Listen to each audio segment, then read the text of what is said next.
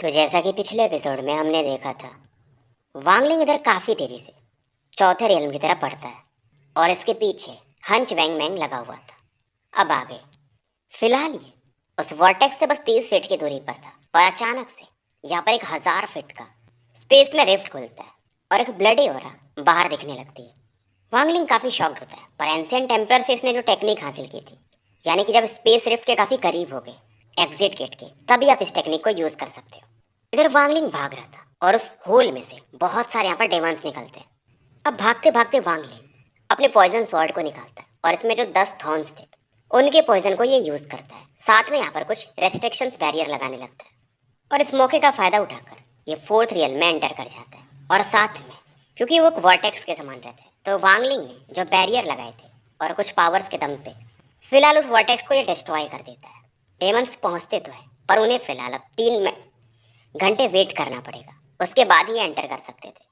पर इन डेमंस में से एक कहता है कोई बात नहीं है, वो बंदा सी ऑफ नॉलेज में नहीं पहुंच पाएगा, यानी कि एंशिएंट गॉड टूसी की बॉडी में, और जब तक वो बाहर है तब तक हम उसे पकड़ सकते हैं। अब इधर वांगलिंग इसके सामने एक ब्लू वर्ल्ड आता है और वांगलिंग जब इसके अंदर एंटर कर रहा था तो इसे एक आवाज़ सुनाई दी थी कि तुम की सी के एज पे पहुंचोगे। और इसने सुना भी था कि फोर्थ रियल में कोई ऑब्स्टेकल्स नहीं है, ये बेसिकली एक लोकेशन है बस। ये पहला बंदा था जो कि एंशिएंट गॉड के जोन में पहुंच चुका था।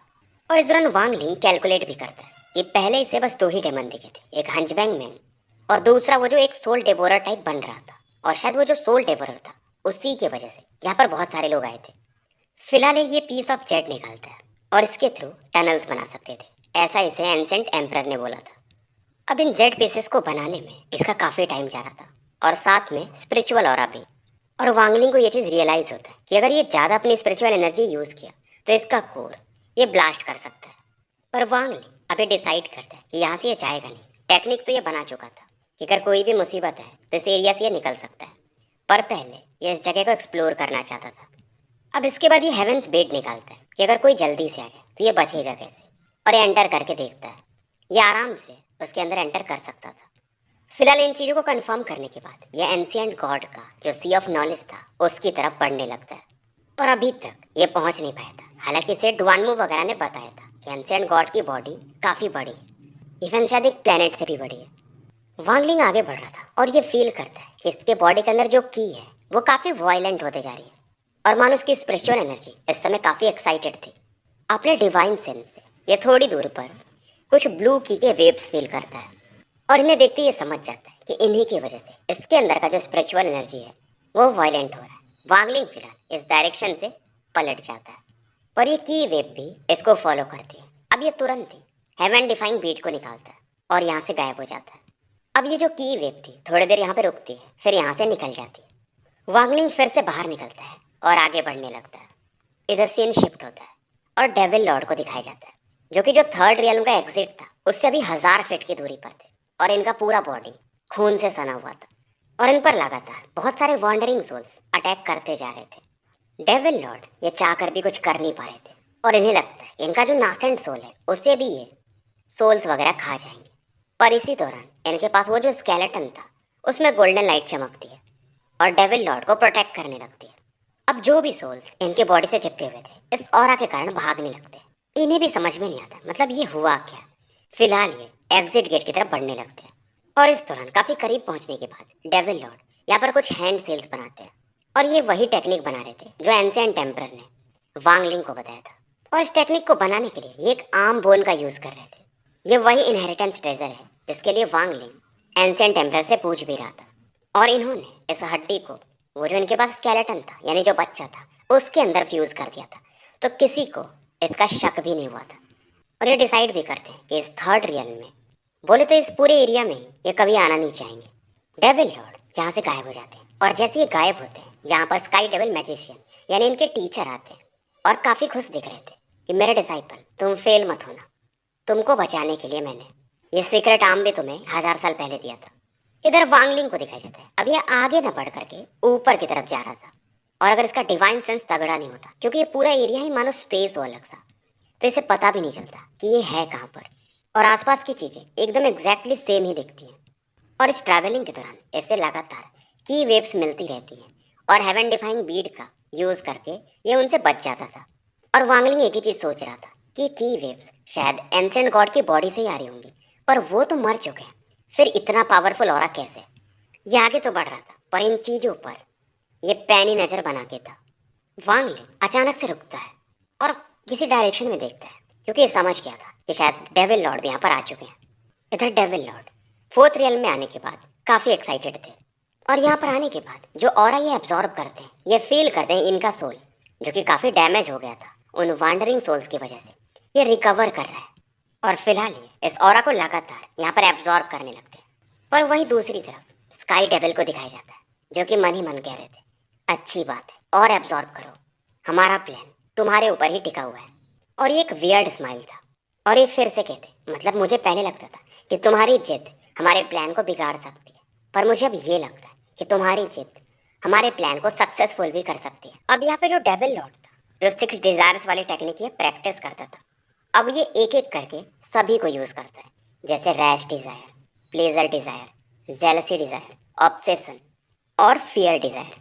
और जब ये ऑब्सेशन डिज़ायर उसको एब्जॉर्ब करने लगता है, तो इसकी बॉडी अलग ही चेंज होती है। बेसिकली फिलहाल ये एंशिएंट गॉड के जो डिज़ायर्स थे, क्योंकि हर एक इंसान के अंदर 6 डिज़ायर्स होते हैं, ये उन्हें एब्जॉर्ब कर रहा था।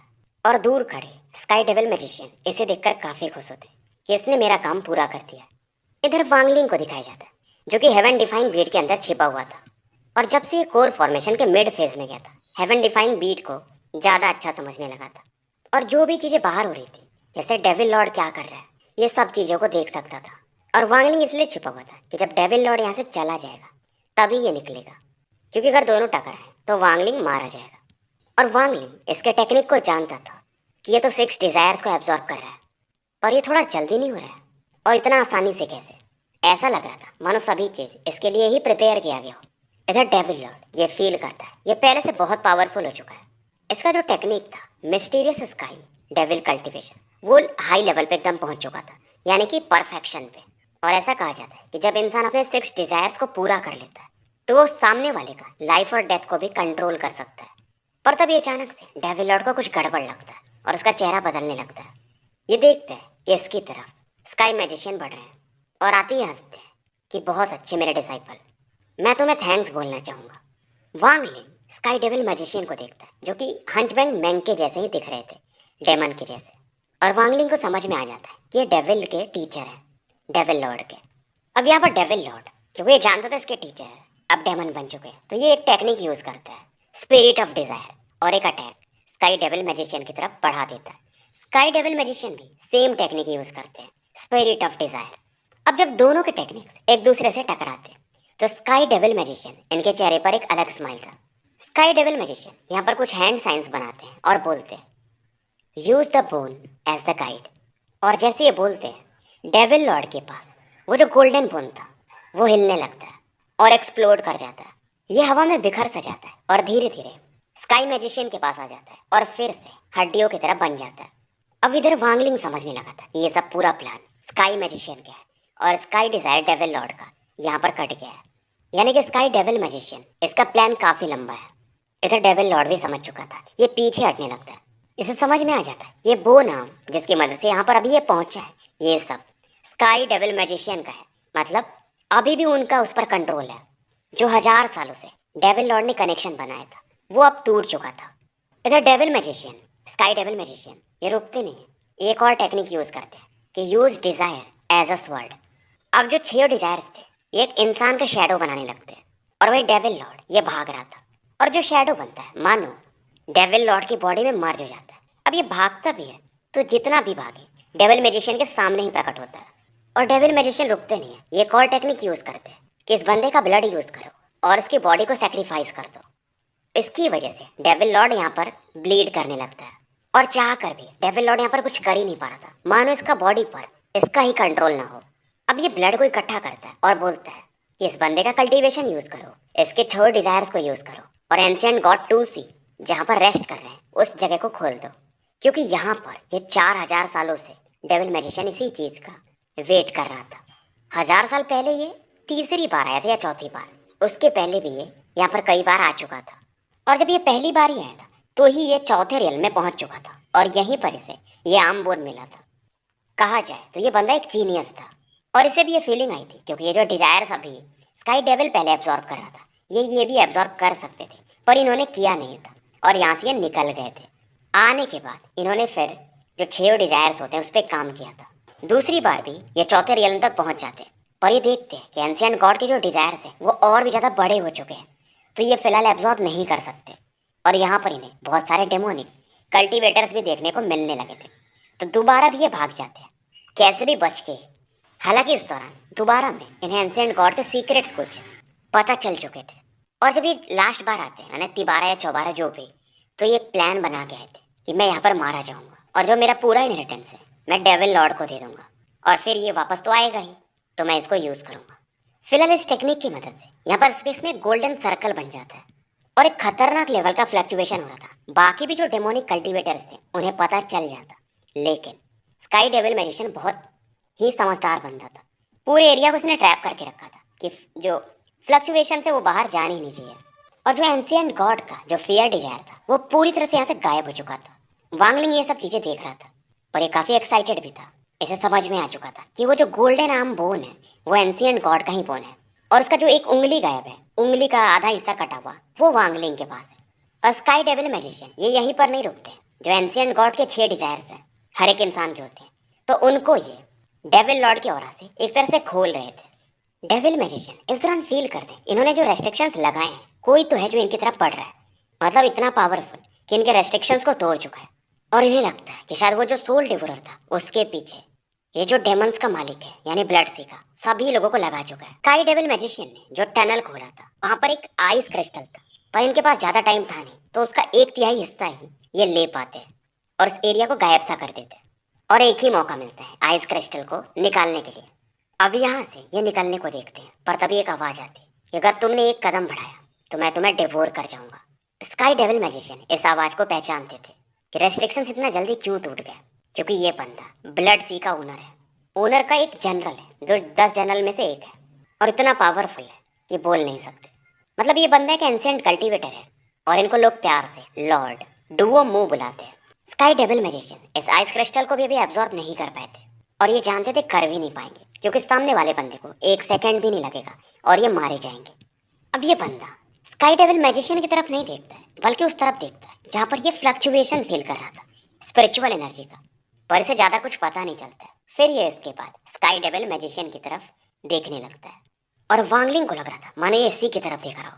ये भी हैरान था कि ये बंदा हेवन डिफाइंग बीट के सेंसेशंस को फील कर सकता है। अब ये जो जनरल थे वो जो आइस क्रिस्टल था उसे ले लेते हैं। स्काई डेविल मैजिशियन मानो अंदर से ये खून इसकी बह रही हो, इतना इसे बुरा लग रहा था। और ये मिडिल ईस्ट में इससे पूछता है ये क्या चीज़ है, क्योंकि इसे समझ में नहीं आता कि इस क्रिस्टल में खास क्या है। डेविल मैजिशियन भी बोलते हैं कि लॉर्ड डुओमू, ये जो क्रिस्टल है मेरे डिसाइपल के कल्टीवेशन से बना है, और मैंने उसे इसलिए डिसाइपल बनाया था ताकि मैं उसके कल्टीवेशन को यूज़ कर पाऊँ, और अगर आपको चाहिए तो आप ले सकते हो।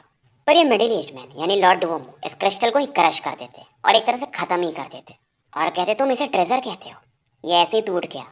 और फिलहाल ये स्काई डेविल मैजिशियन से कहते मेरे साथ चलो, हम उस सोल डिवोरर को ढूंढते हैं यानी वांगलिंग को। वांगलिंग इस दौरान ये बाहर नहीं निकलता है, क्योंकि इसे पता था वो जो भी बनता है वो काफ़ी स्ट्रॉन्ग है, और उसने कुछ ट्रैप्स लगाए होंगे ताकि वो मुझे पकड़ सके।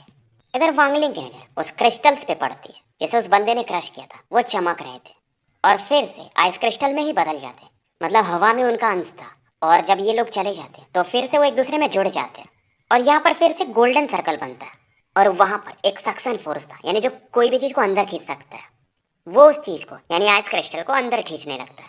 अब वांगलिंग सोचता है और हेवन डिफाइंग बीट से बाहर निकलता है और आइस क्रिस्टल को लेने जाता है।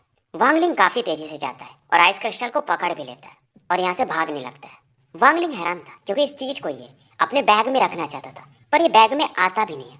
वांगलिंग के दिमाग में एक अलग ख्याल आता है और इस क्रिस्टल को ये अपने फोरहेड पर लगाने लगता है, और ये क्रिस्टल अपने आप वांगलिंग के अंदर चला जाता है। पर न तो इसका स्पिरिचुअल एनर्जी बढ़ता है न तो इसका सोल एनर्जी, और वांगलिंग इस क्रिस्टल को कहीं ढूंढ भी नहीं पाता है, मतलब इसकी बॉडी में तो गया पर मानो गायब सा हो गया था।